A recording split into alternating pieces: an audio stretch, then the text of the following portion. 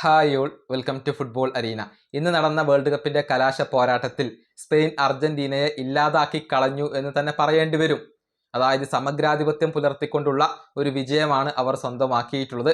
അർജന്റീനയ്ക്ക് ഈ മത്സരത്തിൽ ടാർഗറ്റിലേക്ക് ഒരു ഷോട്ട് പോലും ഉതിർക്കാൻ കഴിഞ്ഞിട്ടില്ല എന്നുള്ളത് ഇതിന്റെ ഒരു തെളിവാണ്.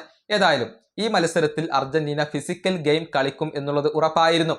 നേരത്തെ ഇംഗ്ലണ്ടിനെതിരെയുള്ള മത്സരത്തിൽ അവർ അങ്ങനെ ചെയ്തിരുന്നു. പക്ഷെ ഇത്തവണ അവരുടെ ഫിസിക്കൽ ഗെയിം ഫലപ്രദമായില്ല. റഫറി കൃത്യമായ ഇടവേളകളിൽ യെല്ലോ കാർഡ് പുറത്തെടുത്തു. പല അർജന്റീൻ താരങ്ങൾക്കും യെല്ലോ കാർഡ് വഴങ്ങേണ്ടി വന്നു. മാത്രമല്ല എൻസോ ഫെർണാണ്ടസിന് റെഡ് കാർഡ് ലഭിക്കുകയും ചെയ്തു എന്നുള്ളതാണ്. ഏതായാലും ഈ മത്സര ശേഷം മറ്റൊരു ഇൻസിഡന്റ് കൂടി അവിടെ നടന്നിട്ടുണ്ട്. അതായത് മത്സരശേഷം അർജന്റീൻ താരങ്ങളും സ്പാനിഷ് താരങ്ങളും ഏറ്റുമുട്ടിയിരുന്നു. അതേ തുടർന്ന് ലിയാൻഡ്രോ പരേഡസിന് റെഡ് കാർഡ് വഴങ്ങേണ്ടി വന്നിട്ടുണ്ട്. അതായത് തിയാഗോ അൽമേഡയും ലിയാൻഡ്രോ പരേഡസും ചേർന്നുകൊണ്ട് സ്പാനിഷ് താരമായ ഗാവിയെ ഉപദ്രവിക്കുകയായിരുന്നു.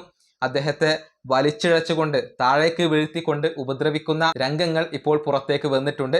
അതേ തുടർന്ന് ലിയാൻഡ്രോ പരേഡസിന് റെഡ് കാർഡ് ലഭിക്കുകയും ചെയ്തു എന്നുള്ളതാണ്. മത്സരത്തിൽ ഓൾറെഡി ഒരു യെല്ലോ കാർഡ് ലിയാൻഡ്രോ പരേഡസിന് ലഭിച്ചിരുന്നു. ഏതായാലും മത്സരത്തിൽ തോറ്റതിന്റെ ഒരു കലിപ്പ് ഗാവിയുടെ നെഞ്ചത്ത് ലിയാൻഡ്രോ പരേഡസ് തീർക്കുന്നതാണ് നമുക്ക് കാണാൻ കഴിഞ്ഞിട്ടുള്ളത്. മത്സരശേഷം അവിടെ ഒരു കയ്യാങ്കളി നടന്നു എന്നുള്ളതാണ്. അതേ തുടർന്നാണ് പരേഡസിന് ഇപ്പോൾ റെഡ് കാർഡ് ലഭിച്ചിട്ടുള്ളത്. ഏതായാലും ഈ മത്സരത്തിൽ പ്രത്യേകിച്ച് ഒന്നും തന്നെ ചെയ്യാൻ അർജന്റീനയ്ക്ക് സാധിച്ചിട്ടില്ല. മെസ്സിക്ക് ഈ മത്സരത്തിൽ ഒന്നും തന്നെ ചെയ്യാൻ കഴിഞ്ഞിട്ടില്ല എന്നുള്ളത് വസ്തുതയാണ്. അത്രയേറെ ആധിപത്യം പുലർത്തിക്കൊണ്ടുള്ള ഒരു വിജയമാണ് സ്പെയിൻ സ്വന്തമാക്കിയത്. അർഹിച്ച ഒരു കിരീടമാണ് സ്പെയിൻ ഇത്തവണ സ്വന്തമാക്കിയിട്ടുള്ളത്. ഈ വീഡിയോ അവസാനിപ്പിക്കുന്നു. അടുത്തൊരു വീണ്ടും കാണാം.